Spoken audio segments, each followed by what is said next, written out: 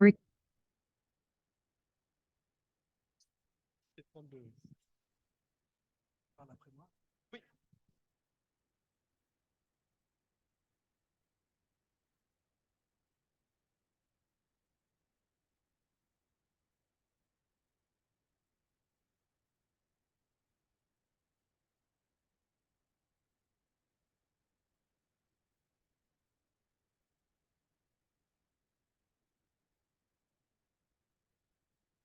On va peut-être commencer.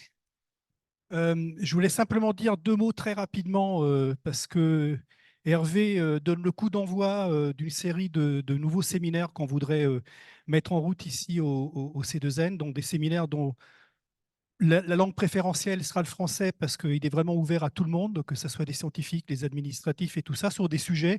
Là, c'est un sujet qui va nous faire rêver avec Hervé. Ça peut être des sujets sociétaux. Enfin voilà, donc il y a un planning qui sera fait périodiquement. Et voilà, on va voir si ça marche, et, comme je l'espère. Et donc tout le monde peut poser des questions, interrompre l'orateur, j'imagine. Que ça soit un scientifique, un administratif, on a tous des questions à poser là-dessus. Et je laisse la parole à Daniel qui va introduire la mienne et Hervé. Merci beaucoup, bienvenue à toutes et à tous. Cette séminaire, en fait, ouvre la Semaine de la Lumière qui est organisée ici au C2N pour toute la semaine. Donc ça, c'est un projet qui a été soutenu par la SFO et la section Paris-Sud de l'SFP. Et il est bien inscrit dans tous les événements organisés par le CNRS pour les années de la physique. Et bien évidemment aussi autour de la Journée internationale de la lumière qui sera le 16 mai. Donc, on a une longue liste d'événements pour la semaine. On a le séminaire d'aujourd'hui, mais demain, on aura toute la journée dédiée aux doctorants et doctorantes avec les présentations le matin et la poster session l'après-midi. Et après, on aura aussi les élèves du lycée international qui est juste à côté de nous pour mercredi, jeudi et vendredi avec plusieurs activités dédiées aux élèves. Donc, on est très heureux de pouvoir ouvrir la semaine avec Alvedol. Donc, on a la chance de l'avoir ici. Astrophysicien, je lis un peu le CV. Astrophysicien, professeur à l'Université Paris-Saclay. Et où il était jusqu'à la dernière élection aussi vice-président pour la médiation scientifique à culture et société. Donc, il a eu son doctorat à l'Institut d'astrophysique spatiale. Et après ça, il est parti pour quelques années aux États-Unis pour travailler à l'University of Arizona. Et après, il est bien revenu à l'Institut d'astrophysique spatiale où il est maintenant. Donc, il est spécialiste de galaxies infrarouges, rayonnement extragalactique et formation de grandes structures en cosmologie. Donc, un très grand expert en astrophysique. Donc, il a participé à plusieurs missions spatiales autour de la collaboration Planck et Euclide. Et en plus de sa recherche, il enseigne évidemment physique, astrophysique et cosmologie. Il est bien impliqué dans beaucoup des activités de médiation scientifique. Cette séminaire s'est inscrite dans cette activité. Donc, merci beaucoup d'être là et je vous laisse la parole. Merci, bonjour. Je me suis dit que venir dans un labo de physique, je pouvais présenter ce même que j'ai vu sur Internet, où clairement l'astrophysique surpasse un peu tout le monde, même dans un labo de physique. Voilà, c'était la petite blague pour commencer. Merci de votre invitation. Si j'arrive à passer les slides, c'est encore mieux. Voilà. Je vais vous parler de l'histoire de l'univers de manière accessible. Effectivement, j'aime bien faire de la médiation. Je trouve que c'est intéressant. Et la médiation, contrairement à ce qu'on croit, c'est pas dans un seul sens. C'est-à-dire que c'est pas quelqu'un qui est savant qui va raconter des choses à des ignorants. Ça, c'était ce qu'on pensait il y a très longtemps et ce qui est archi faux. La médiation, c'est des échanges avec le public. Et moi, quand je vais dans les écoles et les collèges et les lycées, je suis ravi de voir que la direction soutient toutes vos activités de médiation auprès des scolaires. On apprend souvent des scolaires aussi, parce que quand vous avez un gamin qui arrive devant vous sans fil, qui vous dit mais à quoi ça sert ce que tu fais si vous n'avez pas réfléchi un petit peu avant, au début, ça décontenance un petit peu, puis après, vous y réfléchissez, et puis vous alimentez votre réflexion dans tous les métiers. Hein, il y a vraiment dans tout type de métier. Donc, c'est intéressant de faire de la médiation, je trouve. Et avec Olivier Kahn, qui est ici, qui est le directeur de la Diagonale Université Paris-Saclay, on essaie de porter une stratégie très ambitieuse de médiation scientifique au niveau de tous les établissements, avec les organismes, les composantes, les labos. Alors, je voulais vous parler de l'histoire de l'univers tel qu'on la comprend aujourd'hui scientifiquement et de manière accessible. En particulier en vous parlant à la fin de la mission spatiale Euclide que l'on vient de lancer. Et donc, effectivement, à l'IAS, on y participe très activement. Et un clin d'œil avec l'histoire, parce que déjà, M. Euclide, il y a 24 siècles, avait déjà posé les bases de ce qu'on étudie aujourd'hui. Et puis, je vais vous parler du côté obscur de l'univers, parce que vous savez peut-être qu'en fait, une grande majorité de notre univers nous est inconnue. Et ce qui est encore plus rigolo, c'est qu'on arrive à savoir ce qu'on ne connaît pas. Voilà, on ne sait pas ce que c'est, mais on arrive à le quantifier. Donc, après une introduction, je vais vous parler de cette histoire de l'univers rapidement. Je vais vous parler du côté obscur proche de nous, et puis de l'univers plus lointain. Et puis, je vous montrerai les tout premiers résultats de la mission spatiale Euclide, qui sont assez formidables. Alors, j'aime bien aussi montrer les ordres de grandeur qui nous séparent. Voilà, 10 puissance 38, c'est le nombre qui nous sépare, vous, les nanotechnologies, nanosciences, de la taille de l'univers observable.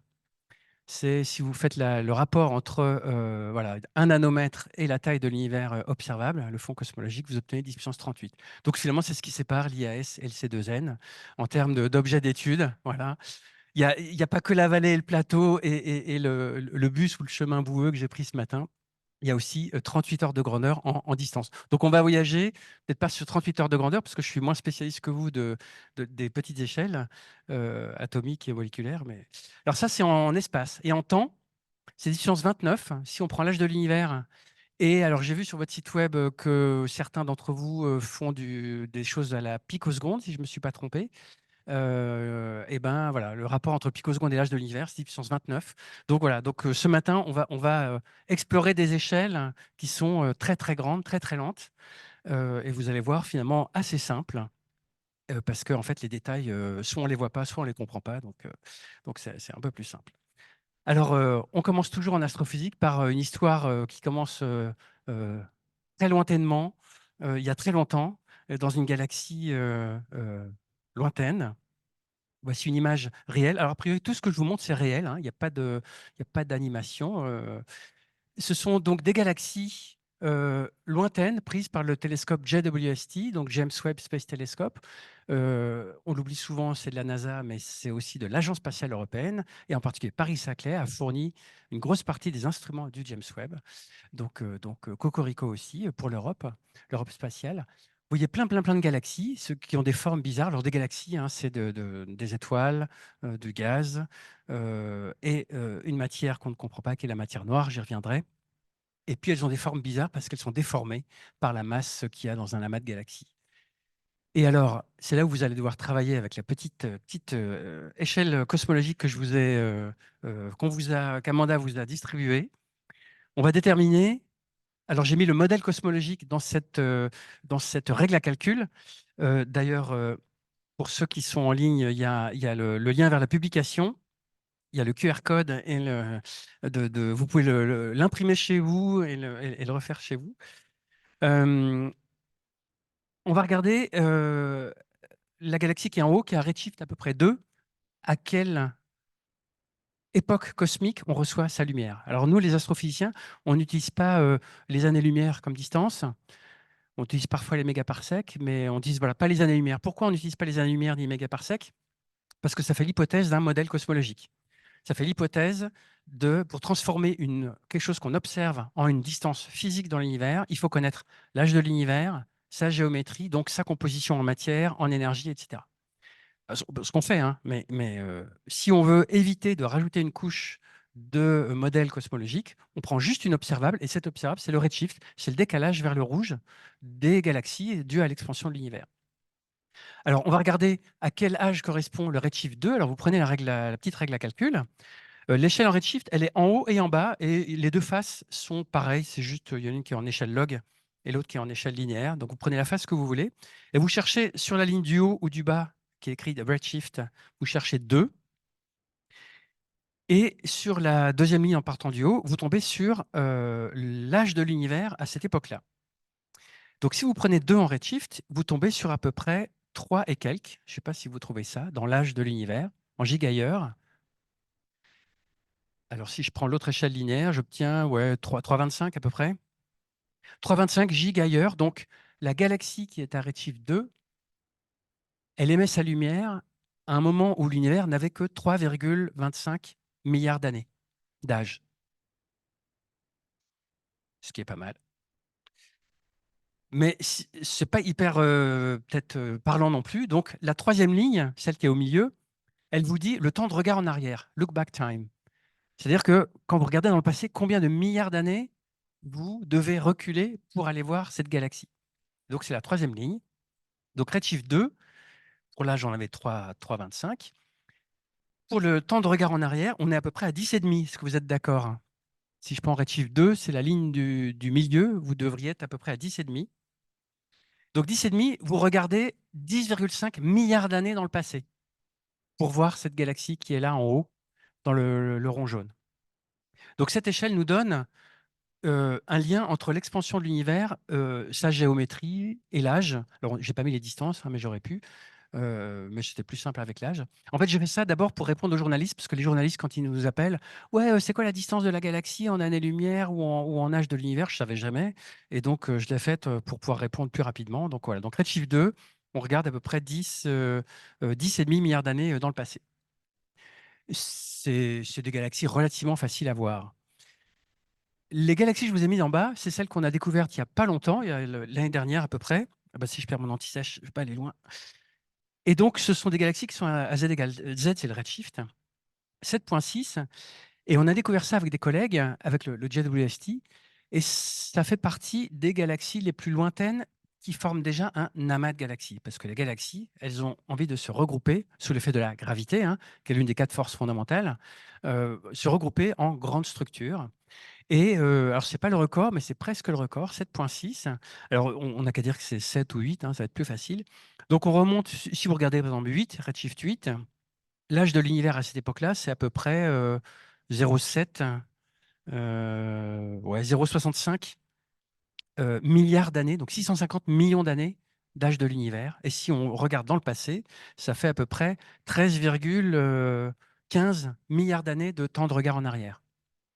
Donc, les petits points rouges que vous voyez à l'intérieur, ils sont assez fascinants, parce que bon, d'abord, c'est des galaxies, etc. Mais en fait, la lumière qui nous parvient a presque l'âge de l'univers. Pas complètement, parce qu'évidemment, c'est pas possible, mais presque l'âge de l'univers. Donc, quand on regarde ce genre d'image et quand on analyse ce genre de signal, on est vraiment projeté dans quasiment toute l'histoire de l'univers. Mais pour interpréter ça, il faut un modèle physique, parce que des observations ne vous disent pas toute l'histoire. Il faut des modèles physiques avec lesquels on compare les données, et c'est ce dont je vais vous parler. On va essayer de remonter l'histoire de l'univers et de comprendre ce qui est physique de ce qui ne l'est pas. Alors ça, c'était la règle à calcul. Alors les merveilles sont partout dans l'univers. Voilà quelques images que j'ai prises, parce qu'on a le droit d'en profiter aussi, hein. Donc à gauche, ce sont des nébuleuses et des nuages moléculaires dans notre Voie lactée. Et les petits points rouges au sommet de ces structures qui sont en train d'être détruites par une étoile qui est à droite qu'on ne voit pas, les petits points rouges ici, enfin les structures rouges, ce sont des étoiles en train de naître que l'on voit à travers le nuage moléculaire grâce à la vision infrarouge, hein. Là, c'est à peu près vers une quinzaine de microns de longueur d'onde. Donc, c'est de l'infrarouge thermique qui transperce les nuages moléculaires. L'image de Hubble de la même zone montre des choses complètement opaques, hein. C'est ça l'intérêt de l'infrarouge, c'est de pouvoir traverser les poussières. Donc ça, c'est dans notre Voie lactée. C'est très joli, mais c'est tout proche de nous. Là, ce sont des galaxies un tout petit peu plus lointaines. Il y en a 5, hein. 1, 2, 3, 4, 5. Il y en a 2 qui sont en train de se foncer dedans. On appelle ça une fusion de galaxies. Et dans cette fusion, vous avez des effets d'instabilité gravitationnelle qui fait qu'il y a une partie des étoiles qui s'échappent, on appelle ça des queues de marée, un peu comme des marées, mais voilà, sauf que ça a une dynamique beaucoup plus compliquée. Il y a même une dynamique là aussi, avec une perturbation gravitationnelle. Et donc, avoir des images dans plusieurs couleurs, hein, pas seulement le visible, mais aussi l'infrarouge ou d'autres longueurs d'onde, ça nous permet de mieux comprendre les phénomènes physiques en place. Contrairement peut-être à ce qui se passe au C2N, nous, on ne peut pas toucher. Nous, nos objets physiques, on ne peut rien faire. Voilà, c'est un peu comme vous avez la devanture d'une bonne boulangerie, vous pouvez regarder, vous ne pouvez pas toucher. Vous avez la chance, vous pouvez toucher, vous pouvez manipuler vos substrats, vos molécules, vos dépôts. De ce que j'ai compris, nous, on ne peut rien faire. Donc, on peut que observer. Et on utilise, c'est une science naturelle, donc l'astrophysique pour ça, on ne peut que observer. Et on utilise le principe ergodique assez large qui stipule que l'univers a eu le temps de faire toutes les expériences pour nous. Et donc, il suffit, entre guillemets, d'aller observer tout ce qui est possible pour finalement reproduire les expériences.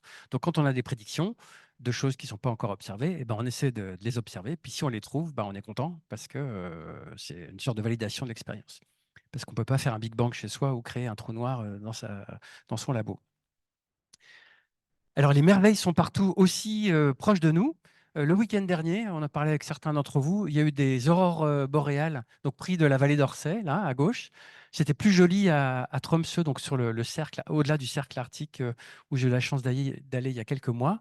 Là aussi, c'était en pleine ville, c'est vert. Alors, le vert, c'est plutôt à basse altitude. C'est pour ça que nous, ici, comme on est loin des zones polaires géomagnétiques, on voit rouge parce que c'est l'oxygène, je crois, qui est excité à très haute altitude. Et donc, par effet de triangulation, on voit que les zones les plus élevées. Et donc, on voit que rouge sous nos latitudes.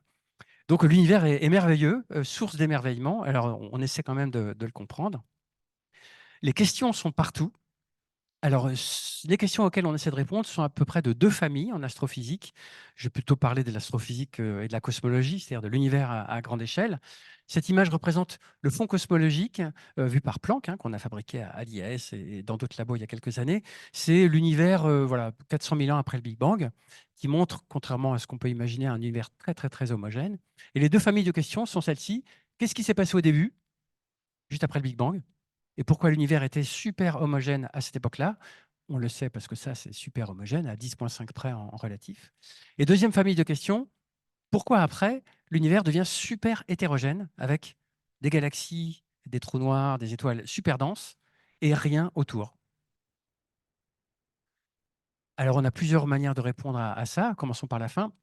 La réponse, c'est la gravité, hein. Si vous mettez des petites perturbations qui sont là à 10,5 près en relatif et que vous laissez la gravité jouer son rôle, les petites perturbations, les petites surdensités de matière par gravité attirent le voisinage et puis ça forme des galaxies. Ça, c'est facile à comprendre.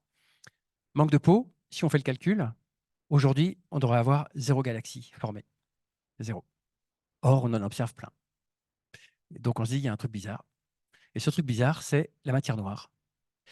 On est obligé enfin obligé, personne ne s'oblige, mais enfin, on a l'impression que c'est beaucoup plus simple si on dit qu'il y a de la matière noire qui gravite déjà avant et qui permet en fait, d'avoir entre 5 et 10 fois plus de matière que ce qu'on observe. Et donc, c'est beaucoup plus massif. Et donc, la formation des galaxies, finalement, est plus rapide que si on met juste de la matière visible. C'est ce qu'on appelle le modèle donc, CDM, Cold Dark Matter, donc matière noire froide, qui permet d'expliquer tout simplement ce qu'on voit, ce qui est quand même ballot, parce que sinon, on n'arrive pas à expliquer ce qu'on voit. Et puis, on rajoute lambda pour la constante cosmologique qui permet de décrire l'expansion accélérée de l'univers. On a découvert il y a 20 ans à peu près. Non, il y a 100 ans, on a découvert que l'univers était en expansion, 1929. Mais il y a 20 ans, bientôt 30, on a découvert que cette expansion était accélérée. Et en physique, tout ce qui accélère nécessite de l'énergie. C'est une analogie. Et donc, on ne sait pas pourquoi, hein, mais on a un modèle qui s'appelle Dark Energy, donc énergie sombre, qui permet de décrire cette expansion accélérée à défaut de l'expliquer.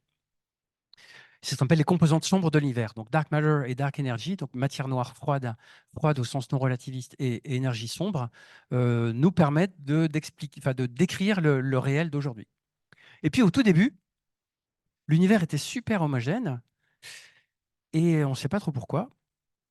Mais il y a des gens qui ont développé des modèles qui s'appellent l'inflation cosmique et ça marche super bien. Alors, il y a d'autres modèles qui marchent moins bien, c'est pour ça que j'en parlerai pas. En plus, moi, je ne suis pas spécialiste de cette partie-là. Néanmoins, le modèle d'inflation marche extraordinairement bien et à tel point que les mesures qu'on a faites avec ce satellite Planck il y a quelques années permettent de remonter quasiment à cette époque-là. Cette époque-là, c'est 10 puissance moins 35 secondes après le Big Bang, ce qui est absolument incroyable, mais on y arrive de manière indirecte. Et on arrive à montrer que ce modèle d'inflation survit aux données. Voilà, on ne peut pas prouver une théorie, hein, mais on montre que ça marche bien. Donc l'inflation cosmologique, c'est quoi? C'est qu'au tout début, vous avez un univers quantique, et puis vous avez une expansion extrêmement intense qui projette ces petites fluctuations quantiques de densité sur des échelles macroscopiques. Et après, vous obtenez ce fond cosmologique. Voilà, j'y reviendrai pas, mais voilà toutes ces questions qui se posent. Qu'est-ce qui se passe au début et pourquoi c'est comme ça après? Et du coup, on essaie de répondre à la question de quelle est l'histoire de l'univers, quel est son contenu. Alors, les questions sont éternelles aussi. Depuis que l'humanité est humanité, on se pose des questions. Alors, je ne suis pas historien, mais j'ai quand même pris quelques petits documents assez sympathiques. Il y a notamment donc, Euclide, je l'évoquais, il y a 24 siècles, ici dans une version du 15e siècle, qui a posé, plus que les bases, qui a posé toute la géométrie euclidienne, la géométrie de base, qu'on utilise encore aujourd'hui, parce que l'univers, à grande échelle, on le mesure comme euclidien. Donc, en cosmologie pour mesurer les distances. Alors, c'est un peu plus compliqué que ça parce que l'univers est en expansion, mais bon, on utilise quand même une partie de la géométrie euclidienne et Euclide est représenté ici dans cette fameuse fresque de Raphaël au Vatican. Euh, la science a subi de nombreux chemins, hein, donc elle est passée par le monde musulman à l'époque du Moyen Âge occidental. Quand vous étiez roi, vous aviez toujours quelqu'un qui vous apportait l'état de l'art de la connaissance, hein. Il y a les globes de Coronelli à la BNF pour Louis XIV.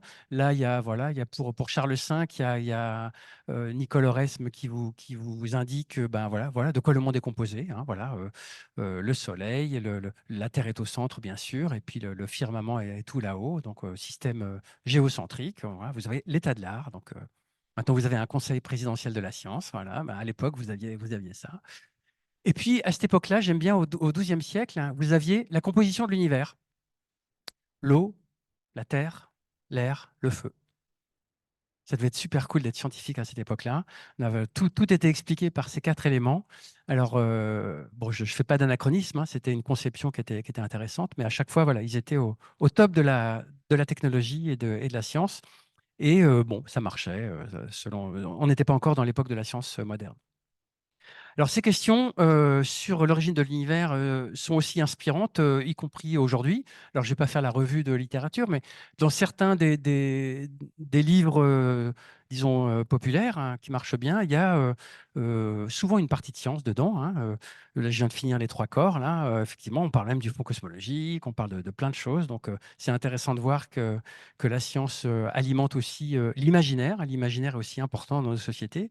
C'est très important. Il y a de la musique aussi, donc Dark Matter. Et puis j'ai appris ce matin que donc un basketteur très connu parle de matière noire au sens scientifique du terme. Il a fait une conférence de presse et il est passionné par ça. Donc on a découvert que voilà, il parle de matière noire. Et donc il y a plein de gens fans de basket qui n'avaient aucune idée de la science, qui savent maintenant ce que c'est que la matière noire grâce à lui. Donc merci à lui. Alors, les questions que nous étudions, mais ça, vous le savez ici mieux qu'ailleurs, dans ce beau laboratoire, les questions de science, elles sont intéressantes, mais en fait, c'est nous, les humains, les hommes et les femmes, qui y répondons. La science, elle ne se fait pas toute seule. Donc, il y a tous les métiers, hein, voilà, les chercheurs, chercheuses, anciens chercheurs, anciennes chercheuses, tous les personnels techniques et administratifs qui nous permettent de faire de la science et d'avancer la connaissance. Donc, j'aime bien ce mot de Anne Lullier, hein, qui est connu par ici, qui est prix Nobel 2023, qui dit que bah, voilà, la science, c'est d'abord travailler avec des gens. Et ça, c'est vrai. Et alors, j'ai mis quelques photos de certaines de mes aventures. Alors, effectivement, j'ai travaillé à l'Université d'Arizona pour la NASA dans ma jeunesse, donc j'y retourne régulièrement. Et donc, j'aime bien montrer des figures, notamment féminines, de collègues qui font des super travaux. Donc, Brenda Farr, elle travaille pour la NASA et je l'ai tous les mercredis soirs et jeudis soirs en visio. On travaille ensemble sur les données du JWST. Et puis Karana Caputi, qui est professeur à Groningen maintenant, qui était ma postdoc il y a longtemps, travaille sur JWST et Euclide aussi. Et puis ça, c'est une petite photo de la conférence où on était, la partie française de la collaboration Euclide. On est 1500 scientifiques dans cette collaboration et on a un gros contingent français. Donc non seulement en astrophysique, on ne peut pas toucher nos objets, mais en plus, on est nombreux pour travailler sur les mêmes photons. Voilà, mais bon, on arrive à peu près à s'accorder. Alors, l'histoire de l'univers. Elle est celle-ci. J'ai pris ça sur le site de l'Agence spatiale européenne. Résumé, hein, donc toute l'histoire de l'univers résumée en 1 minute et demie. Vous commencez par le Big Bang, donc une quantité d'énergie phénoménale que vous dilapidez dans un espace-temps à 4 dimensions. Au début, ça va très très vite. Donc le temps s'écoule de gauche à droite. Et puis en vertical, on a mis une échelle spatiale, une dimension. Donc on voit que ça s'étire très très vite. C'est la fameuse inflation cosmique où on a l'origine des fluctuations qui se projettent sur des grandes échelles, donc des échelles macroscopiques. Et donc, c'est toute cette période d'inflation. Et puis, au bout de quelques secondes, vous avez, je crois que j'en parle après, je ne sais plus comment voilà, je ferai après quelques highlights. Vous avez la nucléosynthèse primordiale, donc l'hydrogène et l'hélium, tout l'hydrogène de l'univers et une grande partie de l'hélium de l'univers. Donc, ce matin, Giancarlo et d'autres m'ont dit que vous manipuliez de l'hélium. Il y a fort à parier qu'une partie de l'hélium que vous manipulez provient des 3 premières minutes de l'univers. Ensuite, l'univers s'étend et se refroidit, hein, c'est le principe. Vous êtes hors équilibre. Donc, vous avez équivalence entre masse et énergie. Mais comme vous êtes hors équilibre, à un moment, comme il n'y a plus assez d'énergie, la masse reste. Donc, vous formez des particules. Mais la température chute tellement rapidement que vous vous arrêtez à l'hélium, un tout petit peu de lithium, et après, c'est fini. Donc, la nucléosynthèse primordiale s'arrête là. L'univers se refroidit. Et quand il arrive à 3000 degrés, c'est cette fameuse image que je vous montrais du fond cosmologique, à 3000 degrés, enfin, l'hydrogène peut se recombiner avec ses électrons. Donc, la lumière peut enfin se propager en ligne droite, elle est plus diffusée par les électrons. Donc, dans cette partie gauche, l'univers est opaque au rayonnement, un peu comme au centre du Soleil aujourd'hui, hein. On ne peut pas voir au centre du Soleil, c'est un plasma dense et chaud, diffusion Thomson, etc., pour ceux qui connaissent. Par contre, après, l'univers, alors il n'est pas encore un plasma, il sera un plasma après, mais là, il est neutre, électriquement neutre, donc les photons peuvent se balader. Et c'est ce qu'on observe aujourd'hui. On ne peut pas observer avec la lumière à gauche. On peut observer, ça c'est la dernière limite. Là, les âges sombres, ce qu'on appelle les âges sombres, vous avez que de l'hydrogène et de l'hélium et de la matière noire, puis des neutrinos, voilà, puis les photons du fond cosmologique, et vous n'avez rien d'autre. Il faut attendre un peu que les premières étoiles se forment. On ne sait pas comment, spoiler, hein, mais on est sûr que ça arrive, mais on ne sait pas trop comment. Enfin, il y a plein de modèles, mais ils ne sont pas encore discriminés. Les premières étoiles, les premières galaxies se forment, rayonnisent complètement l'univers, mais l'univers est beaucoup plus froid et moins dense. Donc, quoique rayonisé, la lumière peut se propager. Et vous avez les grandes structures qui se forment, donc sous l'effet de la matière noire et de la matière visible, matière ordinaire. Grandes structures, ce sont tous ces filaments au milieu desquels se forment les gros amas de galaxies, et puis les galaxies, et puis à l'intérieur des galaxies, nous, voilà, à un moment, notre Soleil est arrivé 4,5 milliards d'années.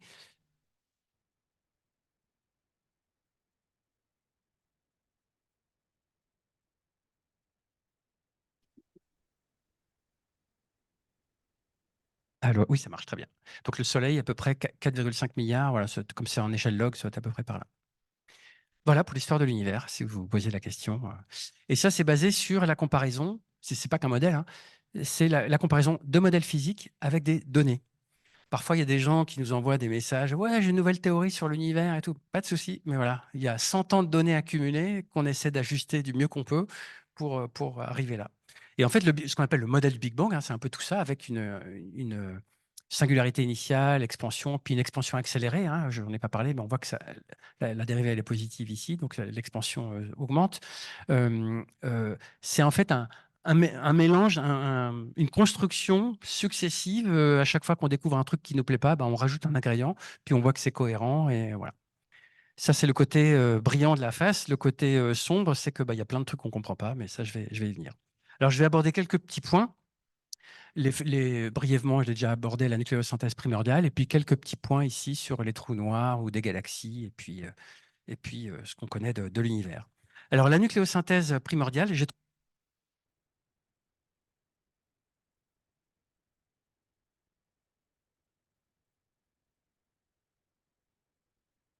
les recharger en même temps, je ne sais pas. Non, ça se recharge quelque part? Ouais, merci. Donc, c'est la table périodique des éléments que vous connaissez. Ce qui est en bleu, c'est ce qui est synthétisé lors du Big Bang, donc l'hydrogène et presque tout l'hélium. Il y a quand même une partie qui se fait dans les étoiles. Le reste se fait dans les étoiles ou ou dans le milieu interstellaire. Et donc, il y a une grande controverse dans les années 40-50 pour savoir d'où venaient les éléments.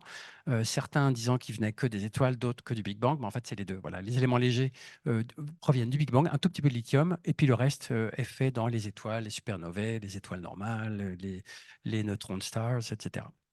Donc voilà, choisissez votre élément favori sur lequel vous travaillez. Alors, vous travaillez pas mal apparemment sur le silicium, le germanium, le gallium. Voilà, ça vient essentiellement des supernovae, hein, voilà, donc avec un peu de white dwarfs, donc des naines blanches. Voilà. Et puis moi, alors, j'utilise des détecteurs qui sont en germanium, gallium, silicium, un peu d'arsenic. Je ne sais pas où est l'arsenic, mais je n'ai pas révisé avant, mais enfin, vous trouverez mieux que moi. Donc voilà, tout vient des étoiles. Voilà. Notre quotidien provient de là. Alors,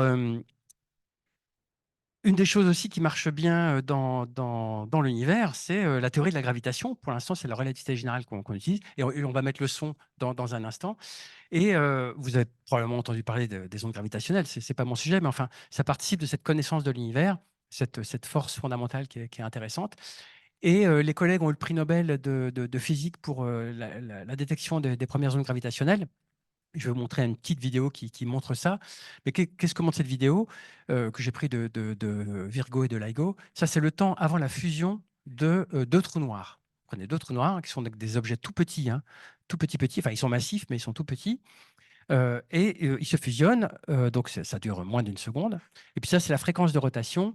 Et le signal de l'onde gravitationnelle, c'est le signal bleu ici. Et quand la fusion intervient, en fait, la vitesse de rotation des deux trous noirs est quasiment celle de la lumière. Donc, c'est vraiment des phénomènes vraiment extrêmes dont on voit les répercussions dans les perturbations de l'espace-temps, puisque c'est ça qu'on détecte avec les interféromètres. Et pourquoi j'aborde ça maintenant? C'est pour évoquer le fait que cette théorie qui a 100 ans à peu près, hein, la relativité générale pour la gravitation, pour l'instant n'est pas mise en défaut. Alors, la vidéo qui va durer 30 secondes vous raconte ça. Il faut que je mette le son. Et vous l'avez peut-être.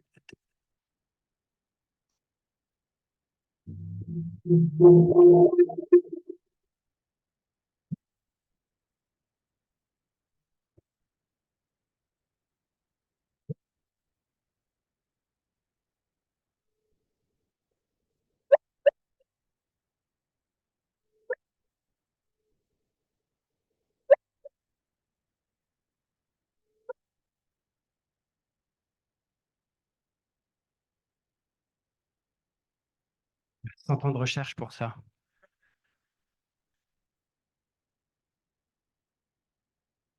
Prix Nobel quand même, hein, moi, j'aimerais bien avoir un prix Nobel avec un son comme ça. Donc, non, donc la science, il y a quand même des trucs qui marchent.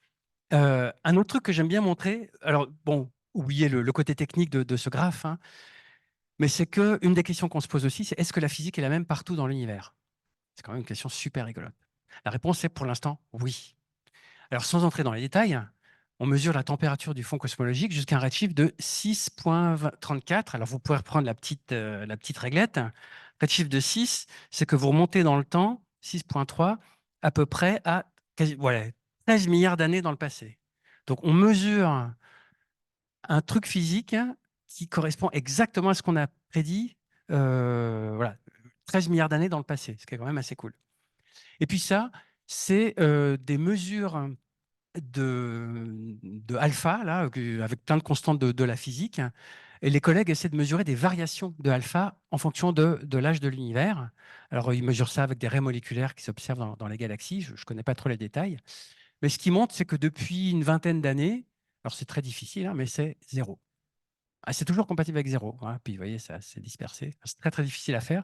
Et la dernière mesure, c'est Redshift 2.4. Alors, 2.4, pareil, hein, si on monte, on remonte quelque chose comme 11,5 milliards d'années dans le passé. Donc, ça nous conforte. Après, c'est peut-être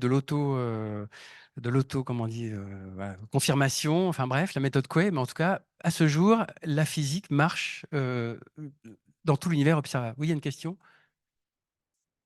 Alpha, c'est les constantes de la physique. Donc, tu as H bar, C, epsilon 0, la permittivité du vide, E carré, je ne sais plus comment ça s'appelle alpha, mais c'est une constante, vous savez ça mieux que moi. Structure fine, voilà, sa constante de structure fine, merci. Et donc, avec les transitions moléculaires, on peut mesurer ça donc, dans le laboratoire, hein, parce qu'en fait, c'est delta alpha sur alpha. Donc, c'est alpha mesuré au fin fond de l'univers, moins la mesure au sol, enfin, mesure dans les laboratoires, divisé par la mesure au sol. Et donc, c'est les variations des mesures au fin fond de l'univers par rapport aux mesures en labo. Et on voit que c'est compatible avec zéro. Donc, c'est cool. Alors, il y a plein de mesures comme ça, hein. Il y en a il n'y a pas que la structure fine, il y en a plein d'autres aussi. Mais ça, j'aime bien dire que, bon, même si on ne comprend pas grand-chose à l'univers, il y a quand même des trucs qui marchent bien. Alors, maintenant, de quoi on va aller dans le dur, c'est qu'est-ce qui marche et qu'est-ce qui ne marche pas. Alors déjà, prenons ce qui marche. Si on est à l'échelle du système solaire, on comprend la composition du système solaire. C'est 100% d'atomes. Les atomes habituels que vous manipulez tous les jours et qu'on a autour de nous. Voilà, on appelle ça des baryons, nous, en astrophysique. Donc des atomes, voilà, facile. Et on s'est dit, on va regarder des galaxies. Voici des belles images du JWST. À gauche, c'est des images de Hubble, pardon, puis à droite du JWST. Donc c'est la même galaxie vue dans des couleurs différentes, en infrarouge proche ici. Et ce que font les collègues depuis 100 ans à peu près, hein, en particulier Vera Rubin dans les années 70, on regarde comment tournent ces galaxies sur elles-mêmes, avec une loi qu'on fait en L1, même qu'on fait au lycée, la loi de Kepler. Hein. On regarde la distance au centre de la galaxie, on voit comment ça tourne, et la vitesse de rotation vous indique la masse qu'il y a à l'intérieur. Donc c'est un truc qui marche bien depuis même Newton, hein, depuis Kepler. Hein. Donc on a ce genre de graphe. Vous avez là au croisement des axes 0, c'est le centre de la galaxie, et ça c'est la distance qui s'écarte du centre de la galaxie. Bon, on a mis des années-lumière parce que c'était pour la vulgarisation. Et ça c'est la vitesse de rotation. Donc des étoiles, hein, comme l'image qui est représentée derrière, des étoiles autour de la galaxie. Donc c'est en kilomètres par seconde. Alors nous, on ne voit pas les étoiles tourner directement, mais avec un spectre, on voit le décalage Doppler et on voit ce décalage pour ceux qui connaissent ça. Alors voilà ce que prédit la théorie de la gravitation de base, basée sur la masse que l'on observe avec les étoiles. On fait des mesures depuis 100 ans et voilà ce qu'on observe. Grosse déviation. C'est la solitude, comme quand on fait un TP puis que les étudiants n'ont pas du tout le résultat escompté. On se dit, mais qu'est-ce qui s'est passé? Voilà, là, c'est nous, c'est l'univers qui nous dit, mais qu'est-ce qui se passe? Alors là, c'est beaucoup, hein, c'est vraiment beaucoup. Hein. Et c'est pas qu'une galaxie, c'est depuis 100 ans que c'est comme ça.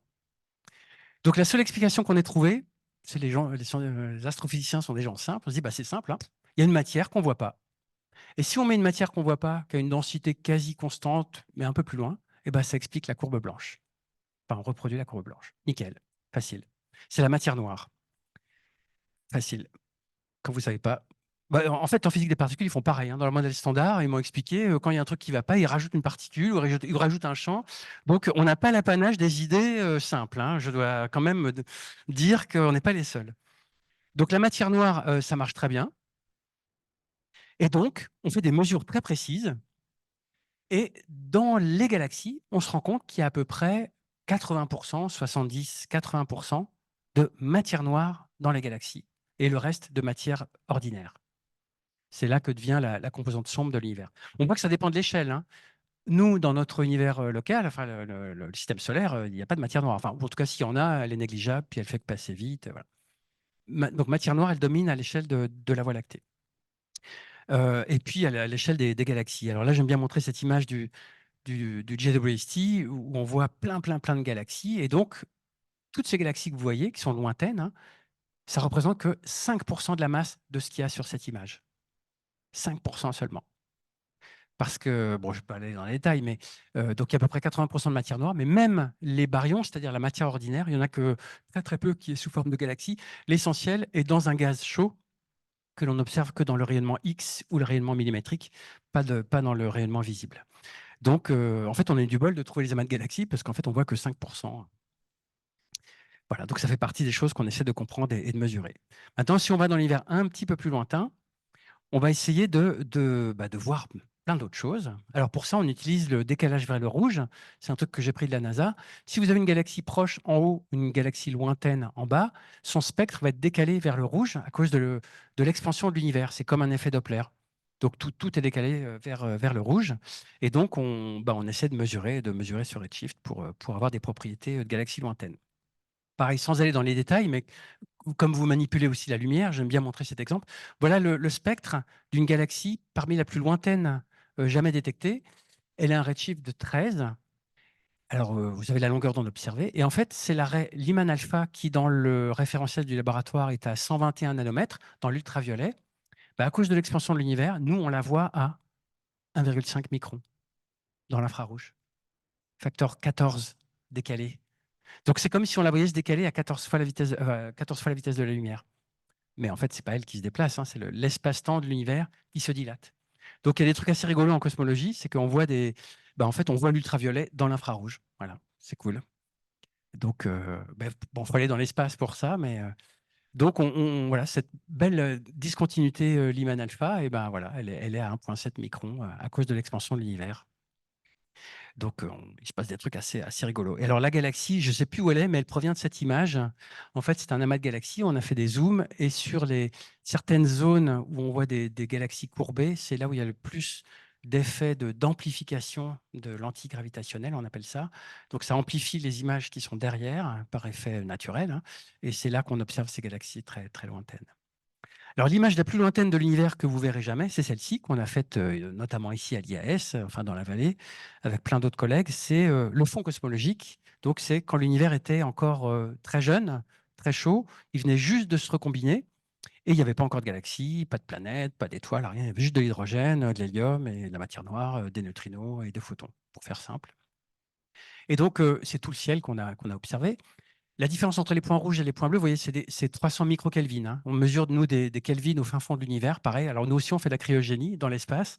On a refroidi notre instrument à 100 millikelvin. C'était une prouesse inégalée des Français, hein, pour le compte de l'Agence spatiale européenne. Donc, avec nos bolomètres ultra refroidis, on a mesuré donc, la température de l'univers il y a 13,7 milliards d'années.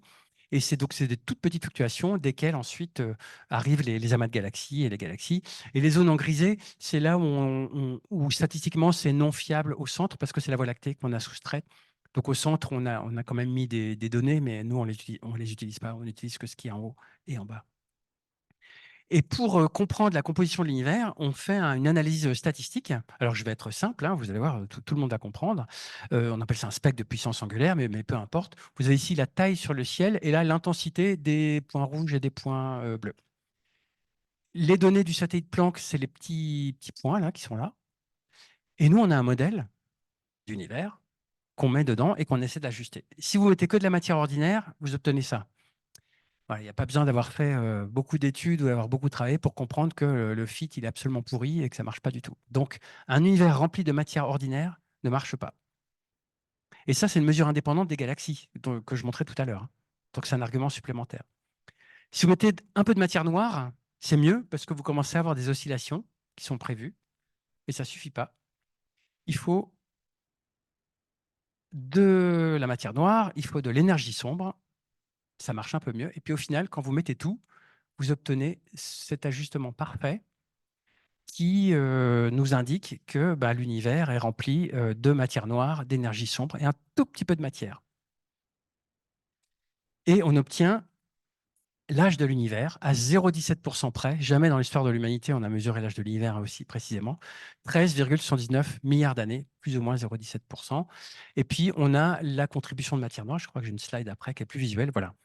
Le fameux camembert cosmique qui vous dit de quoi est composé l'univers aujourd'hui, avec les fameux 5% de matière ordinaire, à peu près un quart de matière noire et presque trois quarts, enfin deux tiers d'énergie sombre. Ça vient de l'ajustement. Ces chiffres viennent de l'ajustement que j'ai montré juste avant. Donc, cet ajustement et ce camembert dépendent du modèle d'univers qu'on met pour ajuster les données. Mais les données, elles vont pas changer. Et aujourd'hui, on n'a pas d'autres modèles qui marchent aussi bien. Donc, c'est pour ça qu'on peut dire qu'on connaît que 5% de l'univers en termes de composition. En fait, c'est la densité d'énergie. Mais bon, c'est pareil pour aujourd'hui. Donc, on peut quantifier quand même ce qu'on ne connaît pas, même si on ne sait pas ce que c'est, hein. On met une équation d'état pour les physiciens dans la salle. On met une équation d'état et on laisse les paramètres s'ajuster et ça marche bien. L'analogie que je donne pour ceux qui ne connaissent pas les équations d'état, c'est l'air qui est dans cette pièce. On ne voit pas l'air qui est dans la pièce, hein. Les molécules d'air, on ne les voit pas avec nos yeux. Par contre, on peut mesurer une température, on peut mesurer une pression. Mettons-nous au XVIIIe siècle, par exemple. Voilà, nos anciens pouvaient mesurer une pression, une température, ils ne pouvaient pas voir les molécules. Pourtant, ils savaient qu'il y avait de l'air, hein. Il y avait une équation d'état qui relie pression, densité et température. Eh ben, ils pouvaient déterminer plein de propriétés sur l'air, même s'ils ne voyaient pas les molécules d'air. Voilà. Ben, nous, c'est pareil.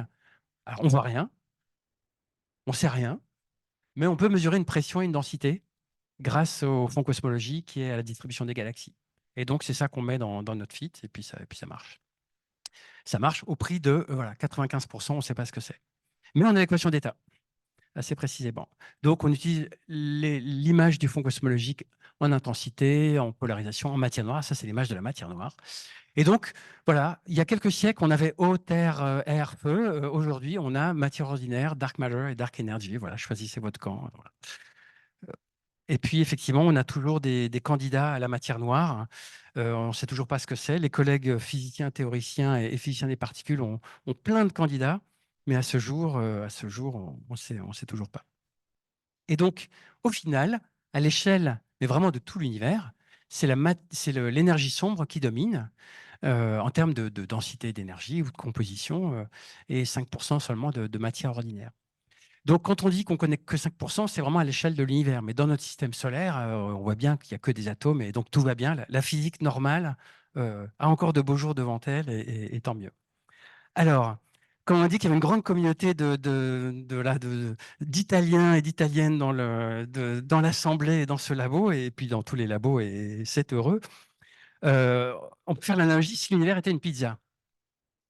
En termes de composition. Donc, alors, j'ai pas fait le rapport exact, hein, j'ai pas mesuré les olives, etc. Mais enfin, bon, à la louche, si on dit que les atomes, c'est les olives, la matière noire, c'est tout le reste, la garniture, et puis l'énergie sombre, à supposer que ça fasse 70% de la masse, hein, je n'ai pas vérifié, mais c'est la pâte. Donc ça, c'est l'univers. Mais nous, on voit que les olives.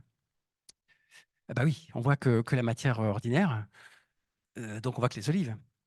Mais c'est pire que ça, parce que si on voyait que les olives et qu'on ne savait pas que les pizzas existaient, bon, bah, on serait malheureux, mais enfin, les olives, c'est bon quand même. Le problème, c'est qu'on voit les olives, mais on sent la pizza derrière. C'est-à-dire que vous savez qu'il y a une bonne pizza qui vous attend, mais vous voyez que les olives, et vous pouvez manger que les olives. Ça c'est terrifiant. Parce qu'en fait, on voit les effets de la matière noire et de l'énergie sombre sur l'univers. Donc en fait, on imagine qu'il y a tout ça derrière, mais on ne sait pas encore exactement ce que c'est. Donc voilà, donc bienvenue dans le monde de l'astrophysique, ce qui est assez parfois frustrant. Et donc j'ai trouvé ça sur le web. Oui, pardon, oui, vas-y.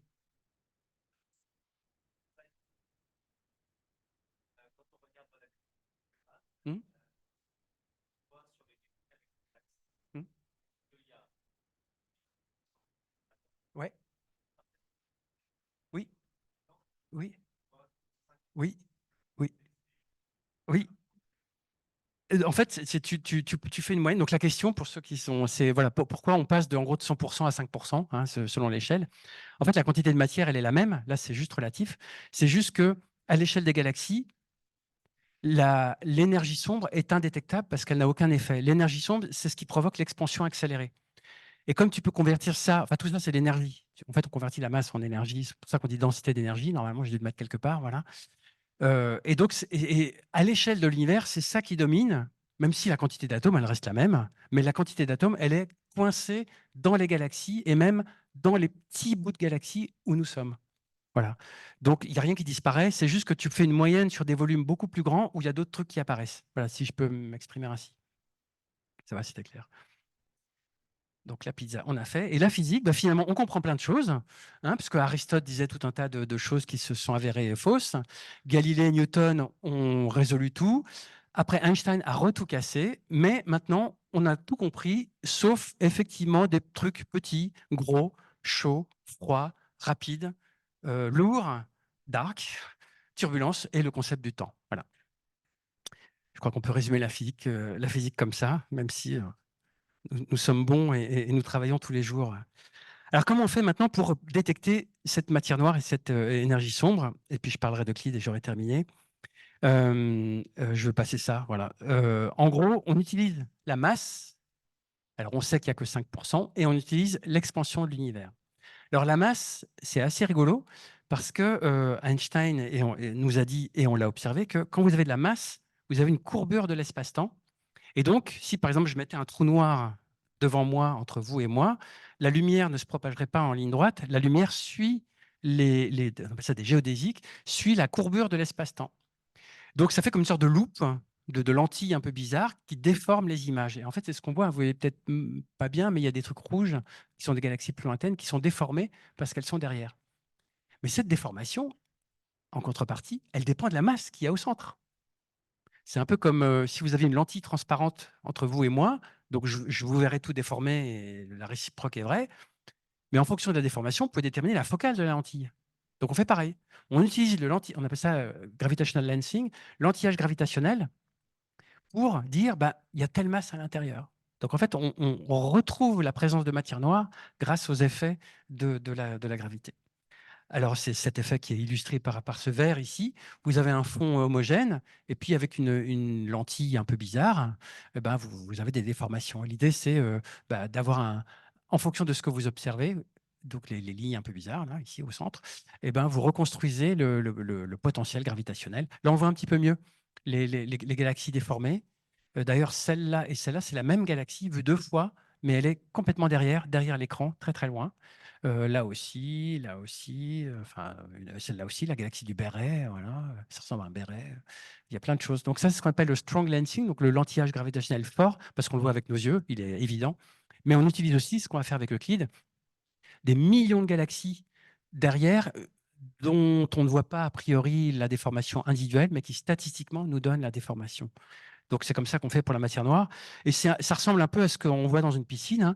Quand vous regardez le fond de la piscine, vous voyez les structures qui traduisent la différence de densité à la surface, hein, alors qu'avec vos yeux, vous ne le voyez pas, mais vous voyez, ça concentre les rayons lumineux. C'est un peu un phénomène similaire. Alors, pour l'expansion de l'univers, hein, je vais au fond de l'analogie, hein. L'énergie sombre provoque l'expansion accélérée de l'univers. Alors, le truc qu'il faut comprendre, c'est que ça ne provoque pas l'expansion des objets eux-mêmes, hein. L'énergie sombre, c'est un peu comme la pâte à pizza que vous étirez, mais les galaxies et les choses dans l'univers, c'est comme les grains de farine. Ils vont pas se dilater, ils vont pas se dilater sous votre action. Donc les galaxies, elles restent les mêmes. C'est juste que celles qui ne sont pas attirées les unes avec les autres, hein, parce que la gravité joue toujours, mais quand vous êtes suffisamment loin, ben, les galaxies s'éloignent les unes des autres, tout simplement. Donc le système solaire ne va pas s'étendre, les galaxies, notre galaxie ne va pas se diluer, etc. Elle reste telle qu'elle, mais toutes les galaxies s'éloignent.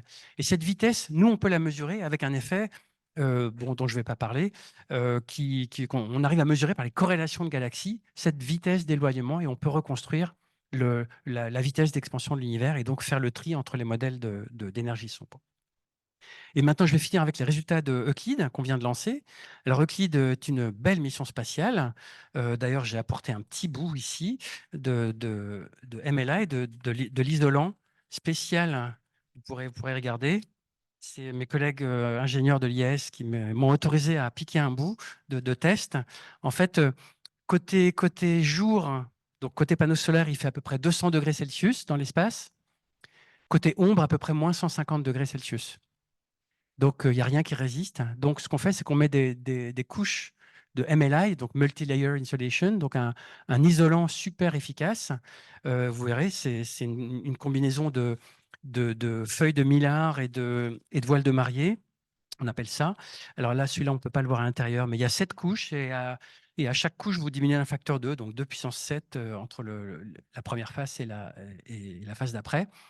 Et donc, c'est un beau bébé, voilà, presque une tonne, voilà, 1 milliard d'euros sur 15 ans, l'antenne la plus rapide de l'Ouest, hein, mieux que James Webb, qui s'est déployée. Donc ça, c'était chez Thales Alenia Space, mais Airbus Defence and Space a fait le télescope. Et puis, c'est nous, les universitaires et les scientifiques, avec le CNES, qui avons fabriqué les instruments qui sont dans la grosse boîte blanche, là, qu'on va voir de ce côté-là. Et donc, on a envoyé, je vais vous montrer ça, voilà, on a envoyé la plus grande caméra jamais envoyée dans l'espace, qui est ici. 630 millions de pixels, la taille d'une boîte à pizza, vraiment. À une époque, j'amenais ma boîte à pizza pour montrer la taille du détecteur, mais c'est vraiment la taille d'une boîte à pizza.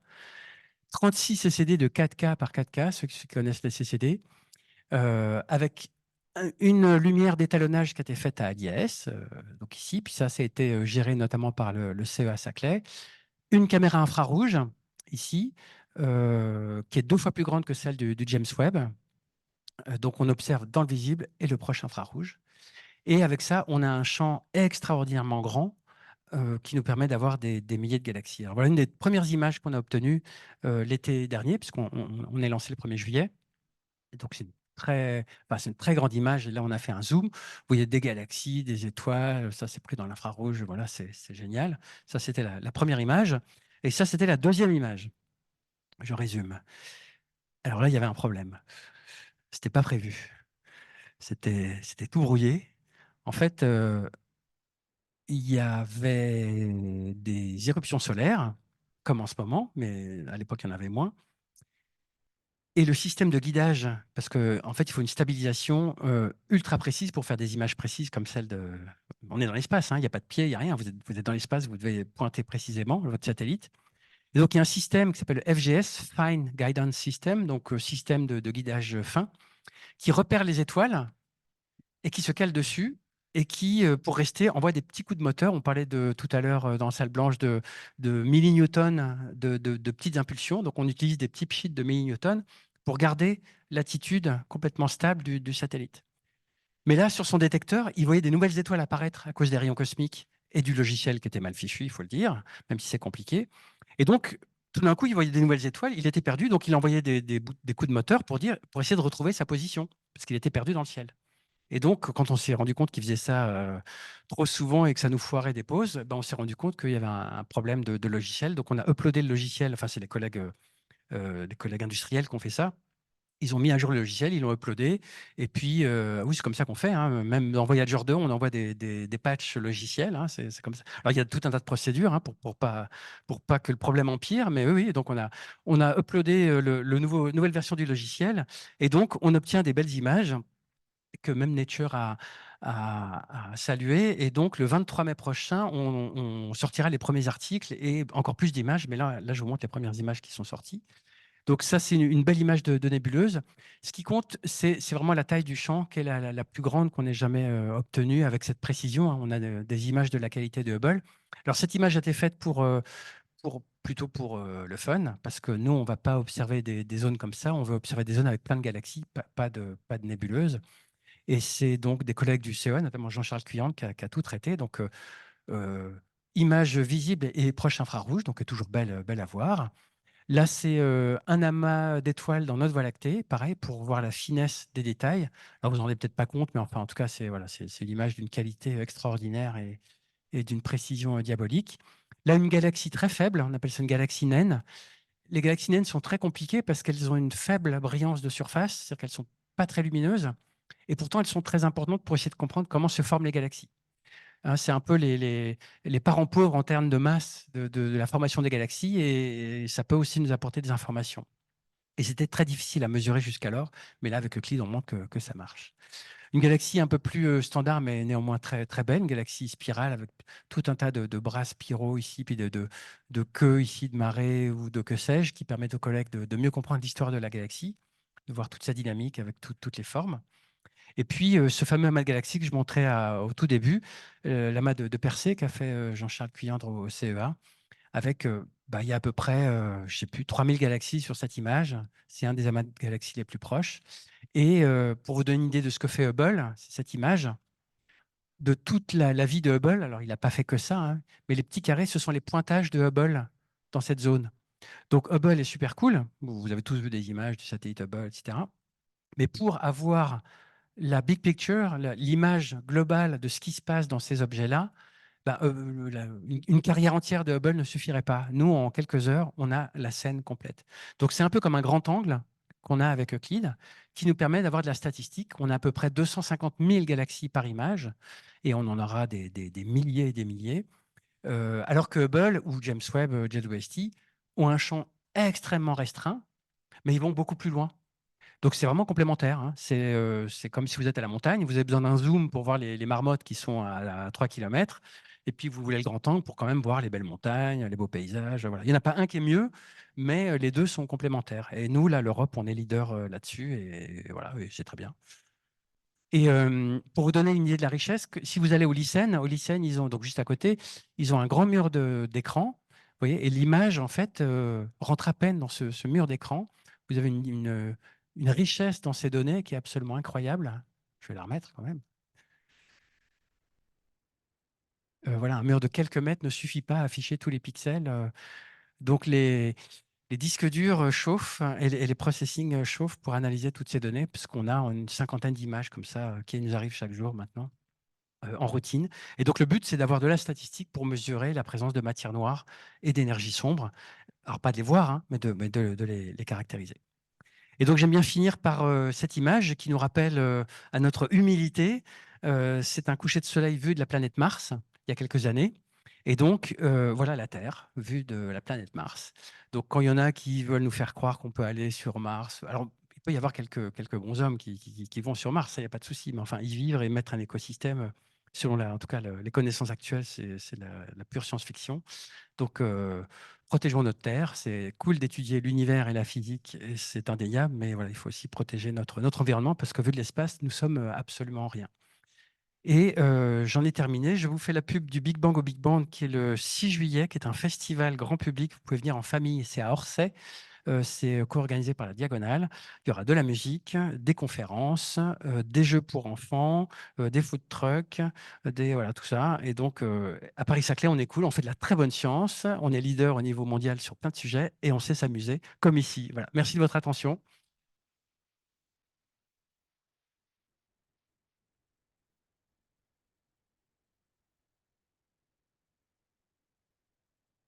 Merci beaucoup. Je pense dans les temps pour quelques questions. On a déjà eu quelqu'un pendant le séminaire. Ouais.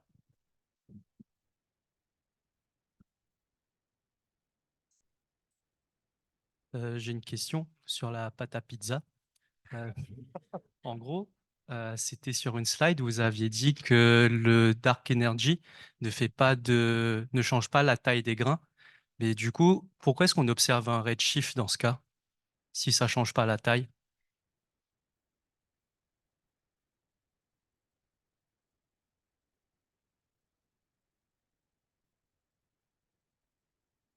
Donc, en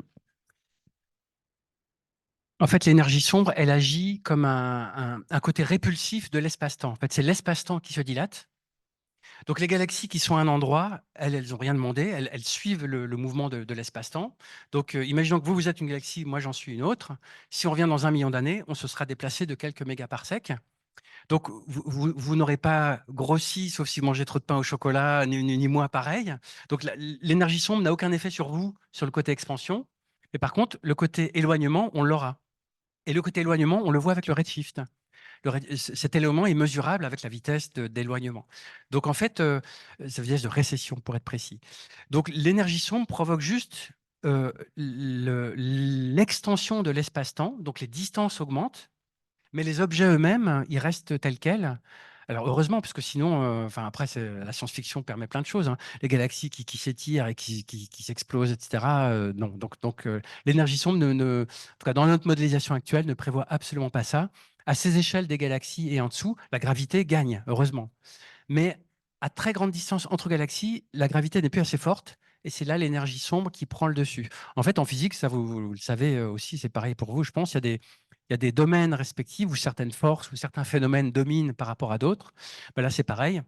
À très, très grande échelle, c'est l'énergie sombre qui domine les mouvements. Et puis, dès que vous arrivez à l'échelle des amas de galaxies ou des galaxies, là, c'est la gravité qui prend le pas. Et justement, on essaie de mesurer avec Euclide cette transition où la gravité reprend le dessus, où elle perd le dessus. On espère mesurer ça. Donc la mission durera 6 ans. Et donc il faudra beaucoup de statistiques. Et on espère pouvoir mesurer ça plus précisément qu'aujourd'hui. J'espère que ça répond à la question. Oui, merci. Oui, j'aurais une petite question, moi, sur l'énergie sombre, justement, parce qu'il y a eu des résultats préliminaires récents de DESI qui ont montré que peut-être l'énergie sombre avait varié dans l'histoire de l'univers et qu'elle serait en train de diminuer. Est-ce que Euclide peut aussi voir ce genre d'effet? Oui, oui et non. Donc effectivement, il y a des télescopes au sol très, très précis qui s'appellent DESI qui ont fait des mesures assez précises. Euh, et le modèle d'énergie sombre, il y a plusieurs modèles qui existent, mais l'un des plus populaires, c'est de montrer que l'accélération n'est pas constante, qu'elle varie avec l'échelle de temps et l'échelle cosmique. Et donc, DESI a commencé à mettre des mesures. En fait, ça fait longtemps qu'on met des mesures sur ces deux paramètres, hein, en gros de vitesse. Mais là, pour une fois, DESI, ils ont vraiment baissé les barres d'erreur. Ça commence à devenir assez significatif. Donc, Euclide sera à peu près autant compétitif que DESI, mais sur ce thème particulier, pas complètement. Donc, c'est intéressant d'avoir des mesures faites dans l'espace et des mesures au sol, parce que nous, avec Euclide, la capacité spectroscopique sera plus limitée que ce qui se fait au sol. On aura surtout de l'imagerie infrarouge pour avoir des plus grands redshifts. Donc, c'est complémentaire aussi. Mais effectivement, l'énergie sombre est le grand sujet. Alors, je ne l'ai pas évoqué, mais la NASA aussi va lancer un prochain satellite qui s'appelle Nancy Roman dans quelques années, qui sera complémentaire d'Euclide aussi, parce il aura un champ plus petit, mais il ira plus profond. Donc, il verra les effets de l'énergie sombre à plus grand redshift que nous. Donc, à la fin, vous avez une sorte de puzzle où chacun apporte une pièce. Nous, évidemment, c'est la meilleure pièce qu'on apporte, mais voilà, au sol, vous avez, avec la spectro, vous avez une pièce. Nancy Roman va apporter autre chose, Vera Rubin aussi au sol, etc. Donc, voilà. Bonjour, j'ai une question. Que faut-il faire pour observer ce qui s'est passé entre 0 seconde et les 10 puissance moins 32 secondes? Faut-il pour cela développer des systèmes de détection qui ont des résolutions meilleures que les 10 puissance moins 32? Alors, Merci. oui et non. Effectivement, je peux remettre la slide. Bon, pardon, je vais vous flasher tout ça. En fait, on ne peut pas l'observer directement parce que l'univers était opaque. Je peux mettre l'histoire de l'univers. Pardon pour les yeux qui clignotent. Voilà, c'est par là. Voilà. Avec la lumière, on s'arrête ici. On peut pas observer ce qu'il y a à gauche parce que l'univers était opaque. Avec les neutrinos, on pourrait aller un facteur 2 plus loin, mais guère plus. Donc, on ne peut pas y aller directement. Mais on a des ruses. Les ruses s'appellent les ondes gravitationnelles. Quand vous êtes au tout début de l'univers, au moment de l'inflation cosmique, vous avez une génération monstrueuse d'ondes gravitationnelles. Ne me demandez pas pourquoi, les physiciens théoriciens pourront vous répondre, pas moi. Et ces ondes gravitationnelles, elles n'ont pas disparu. Donc vous avez plein d'ondes gravitationnelles qui se baladent jusqu'à aujourd'hui, hein. Mais aujourd'hui, elles sont indétectables, enfin en tout cas avec la techno actuelle. Elles sont des ordres de grandeur plus bas que tout ce qui existe. Mais quand les ondes gravitationnelles passent au moment du fond cosmologique, elles perturbent l'espace-temps et elles créent une polarisation de la lumière que l'on peut détecter. On n'a pas encore détecté, mais qu'on peut détecter. Donc, ce qu'on va faire, et c'est l'objet des missions spatiales en cours, je vais peut-être mis l'image du CMB, je ne sais plus où je l'ai mise. Pardon, voilà, ça va être par là. Non, enfin bon, je ne sais plus où je l'ai mise, mais quand vous observez le fond cosmologique, donc CMB, c'est son petit nom, Cosmic Microwave Background, voilà. En fait, je peux même mettre l'autre avec la polarisation, voilà, parce que j'ai presque tout. Vous observez la polarisation qu'on a observée donc avec le satellite Planck et d'autres, sur les petits traits ici. Mais Planck n'avait pas la sensibilité suffisante en polarisation, hein. En intensité, on était le top du top, il n'y aura jamais mieux, mais pas en polarisation. Donc, ce que vont faire les collègues, notamment avec les Japonais et les Américains, et puis l'Europe, c'est lancer une mission spatiale qui va observer la polarisation du fond cosmologique beaucoup plus finement que ce qu'on l'a fait aujourd'hui. Et en regardant les schémas de polarisation, on espère observer cette dissymétrie un peu spéciale qui est due au passage d'une onde gravitationnelle au moment de la recombinaison donc du fond cosmologique. Et cette signature, elle est unique de ce qui se passe 10 puissance moins 35 secondes après le Big Bang. Bon, j'espère pas avoir été trop technique, mais en gros, en observant la polarisation du fond cosmologique, on peut savoir ce qui se passe 10 puissance moins 35 secondes après le Big Bang de manière très très claire, même si on ne pourra pas voir directement. Et les gens disent que voilà, ceux qui vont le détecter auront le prix Nobel. Voilà, ça... Oui, Delphine. Oui, bonjour Hervé, merci pour la présentation. Moi, j'avais une question sur la partie un peu instrumentation. Oui. Tu as montré l'intérêt d'aller dans l'infrarouge, dans l'infrarouge plus lointain avec le James Webb Oui. notamment. Et je voulais savoir, à ton avis, quels sont les challenges en termes d'instrumentation? Est-ce qu'il y a de l'intérêt à faire développer les optiques dans le moyen infrarouge? Où est-ce que se situent les enjeux dans ce domaine-là, s'il te plaît? Oui, effectivement. Alors, les enjeux pour l'infrarouge se situent moins dans la partie lentille que dans la partie détection. Alors, je ne suis pas instrumentaliste, hein, donc je peux dire des grosses bêtises. Mais en tout cas, moi, en tant qu'utilisateur de ces instruments, c'est la partie détection à chaque fois qui pose des problèmes. Donc, les Mercatel, les SI, GA, EAS, etc., avec les effets de mémoire, sont pour nous assez monstrueux. Peut-être que j'ai même un exemple que je peux vous montrer. Donc, ça serait d'avoir des détecteurs plus sensibles avec moins d'effets. Attends, est-ce que je les ai? Parce que je fais des quiz parfois, mais là, j'ai pas eu le temps. Ouais, c'est ça. Tiens, ça, je ne sais pas si vous voyez, voilà. Il y a des effets, donc il y a les snowballs.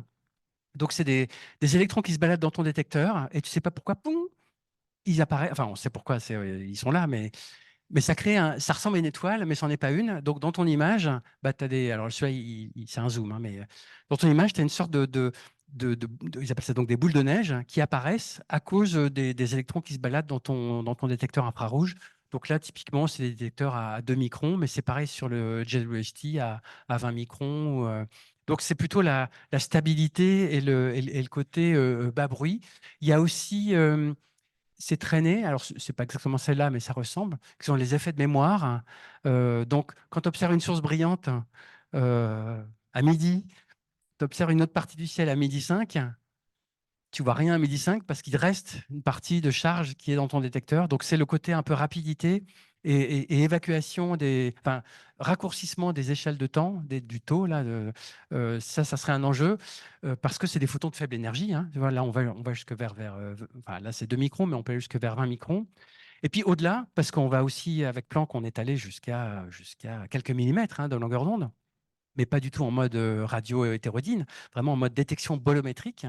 Là, on a les mêmes problèmes de détection donc sur des bolomètres ultra froids, donc 0,1 Kelvin dans l'espace, des problèmes d'effet de mémoire toujours. Donc, dès que tu as un proton qui arrive du Soleil, donc des aurores boréales, ou une source brillante, il faut parfois 10 minutes pour que ton détecteur revienne tranquillement à son fondamental. Pendant ce temps-là, alors si, on arrive à observer, mais on doit faire des modèles, enfin, c'est hyper galère. Donc en fait, c'est cette problématique des détecteurs qui est vraiment cruciale en astrophysique spatiale. Voilà, c'est surtout ça. Ok, merci. Parce qu'on est aussi dans un environnement extrêmement, enfin, tu as des protons, enfin, tu as tout un tas, voilà. On pourra en reparler après pour plus de détails. Bonjour. Si on peut revenir sur le modèle de pizza. Oui, j'ai bien fait de le mettre, celui-là. Ouais. Est-ce qu'il y a une règle générale qu'il faut que l'olive soit toujours au top de fromage ou bien on peut avoir d'olive directement dans les pâtes? Ça veut dire, est-ce qu'il faut toujours la matière soit entourée par le dark matter et après le dark matter c'est entouré par l'énergie dark énergie ou bien on peut avoir Alors là, pour le coup, c'est les lois de la physique un peu standard. Donc en fait, comme il y a à peu près 6 fois plus de matière noire que de matière ordinaire, les deux sont imbriqués. Les deux sont imbriqués. Et donc quand vous voyez des images de galaxies, alors effectivement, je n'ai pas mis de modèle ici, mais si je reprends Perseus là, de Jean-Charles, qui est ici,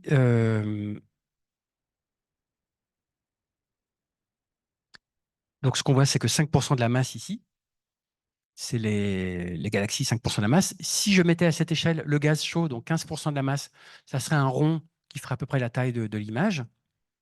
Et si je mettais la matière noire, ça serait un rond qui aurait la taille du mur de cette salle, mais avec 5 ou 6 fois plus de masse. Mais tout est imbriqué parce que la matière ordinaire, elle est attirée par la masse. Et comme la matière noire, alors on n'est pas sûr, mais a priori n'interagit que gravitationnellement, force faible, on n'est pas sûr, force forte encore moins, puis électromagnétique, non, sinon on la verrait. Donc en fait, c'est comme si on mettait deux gaz qui sont soumis à la gravitation, un qu'on voit, un autre qu'on ne voit pas. Mais celui qu'on ne voit pas, il est 6 fois plus massif que l'autre. Donc bah, les galaxies, elles sont bêtes, hein, elles suivent là où il y a de la masse. Donc en fait, ce n'est pas qu'il y en a un qui est au-dessus de l'autre, tout est imbriqué. Et par contre, l'énergie sombre, ce n'est pas une masse, on appelle ça un fluide cosmologique, c'est plutôt une sorte d'énergie qui provoque l'expansion de l'espace-temps. Donc là, on ne la représente pas spatialement. C'est quelque chose qui fait que un amas ici et un amas ou une galaxie qui serait à l'autre bout du labo à cette échelle-là s'éloignent plus vite que ce qui devrait par rapport à une expansion normale de l'univers. J'espère que c'est clair. Voilà, les deux sont imbriqués en tout cas. Voilà. Oui.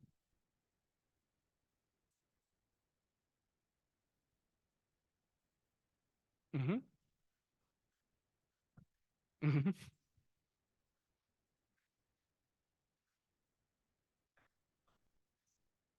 Oui, oui, oui, complètement. Complètement. Oui, oui, la question sur la métrologie et les manips pour mesurer directement la matière noire existe depuis 30 ans. Ce sont des manips pour détecter des WIMPs, Weakly Interactive Massive Particles. Donc, ce que font les gens, ça marche tellement bien qu'en fait, ils ont des mesures tellement bonnes qu'en fait, ils sont en train de tuer ce candidat parce qu'ils ne le détectent pas. Et donc, mais c'est super, ça fait 40 ans d'efforts pour mesurer des exclusions tellement propres, tellement bonnes, que même si cette particule existe, elle ne suffit plus maintenant à expliquer la masse qui lui manque. Ils se sont dit, c'est WIMPs, donc c'est une flavors de cette matière noire froide, c'est des particules donc massives qui interagissent avec force faible. Donc, ils ont investi des mines ou des gros labos en mettant du xénon, de l'argon, de je ne sais plus quoi, énorme, refroidi cryogéniquement, évidemment, avec des bolomètres partout, pour mesurer le micro-recul d'un atome si jamais il était percuté par une particule de matière noire. Et donc, ils font ça depuis 30 ans. C'est des manips extraordinaires de physique des particules, etc. Enfin, ce n'est pas des accélérateurs, hein, c'est juste de la physique basse température, détection des bruits, etc. Et ils ont détecté des signaux de recul d'atomes qu'ils n'attribuaient pas au truc thermique, qu'ils n'attribuaient pas au tremblement de terre, je ne sais pas quoi. Et donc, chaque année, ils baissent le niveau d'exclusion. Donc, ils détectent quand même des trucs, mais tellement faiblement qu'à ce jour, on est vraiment coincé. En fait, il y a un vrai problème. On ne sait vraiment pas ce que ça peut être, cette matière noire. Parce que s'il l'avait détecté, ça aurait été trop cool. On dit, bah voilà, ça y est, on a trouvé voilà, la particule qui nous manque. Et ben non. Ils ont été tellement bons que leur limite d'exclusion est vraiment très, très basse. Donc oui, ça existe. Alors maintenant, ils s'intéressent aux actions à X. Je ne sais pas ce que c'est, mais voilà, ils sont en train de basculer vers ce type de candidat pour faire des expériences. Mais là, je ne pourrais pas dire exactement comment ça marche. Allez, donc, une dernière question. Une question très naïve. Si on voit le fonds Oui. cosmologique qui a 13 Oui. milliards d'années, pardon, Oui. et que la lumière va en ligne droite et à une vitesse assez remarquable, Oui. si on voit cette lumière-là, ça veut dire que l'expansion de l'univers est proche de la vitesse de la lumière? Alors, d'abord, c'est pas naïf. En fait, l'expansion de... Alors, non. Parce que, par exemple, les galaxies lointaines qu'on observe, elles sont déjà à 13 fois la vitesse de la lumière. En fait, le fond cosmologique, là, on le voit, il est à 1000 fois la vitesse de la lumière, parce qu'il a un redshift de 1095, pour être précis. Donc, non, il faut distinguer ce qu'on observe de ce qui se passe vraiment, parce qu'évidemment, ce n'est pas les galaxies qui se déplacent à 13 fois la vitesse de la lumière. Hein. La physique marche quand même à peu près, mais l'espace-temps, lui, il a le droit de faire ce qu'il veut. Donc, en fait, ce décalage, bon, enfin, je ne vais pas vous faire un cours de cosmologie maintenant, mais nous donne le rapport des volumes entre le moment. En fait, l'univers était 1000 fois plus petit à cette époque-là qu'aujourd'hui. La galaxie à redshift 13, l'univers était 13 fois plus petit, enfin, en une dimension, qu'aujourd'hui. Ça donne une idée en fait, de l'expansion de l'univers. Donc, pour répondre à votre question, on utilise des grosses intégrales. Parce qu'imaginez, vous êtes un photon qui sort du fond cosmologique, là, donc vous n'avez rien demandé, vous êtes là, où il y a 13,7 milliards d'années à peu près. L'hydrogène s'est recombiné, vous êtes un photon qui se balade, donc vous vous baladez dans l'univers, sans but, sans rien, voilà. Votre vie est vide et sans intérêt. Néanmoins, vous vous baladez, mais sauf qu'autour de vous, l'univers s'étend. Et donc, quand nous, on calcule les distances, il faut qu'on fasse une intégrale sur le chemin qu'a parcouru le photon, parce que ce n'est pas juste d'un point A à un point B, parce que pour aller du point A ou un point A', l'univers s'est étendu, du point A' au point A tierce, il s'est encore étendu. Donc en fait, les notions de distance et de temps sont imbriquées dans un univers en expansion. Donc on y arrive, mais moi j'ai du mal à le dire avec des mains comme ça, quel est le rapport, voilà, vitesse de la lumière, expansion, etc. Donc ça ne répond peut-être pas à la question, mais un photon qui se balade dans l'univers, on doit prendre en compte le fait que l'espace a augmenté en quelque sorte. Donc en fait, la distance qu'il parcourt n'est pas juste le temps divisé par la vitesse de la lumière. Voilà, si je peux simplifier. On peut en parler après. Merci beaucoup. Je pense qu'on est arrivé à la fin. On doit s'arrêter là. Donc, merci encore pour ce séminaire. Et merci pour votre initiative. Et à demain pour la journée de doctorants et doctorantes.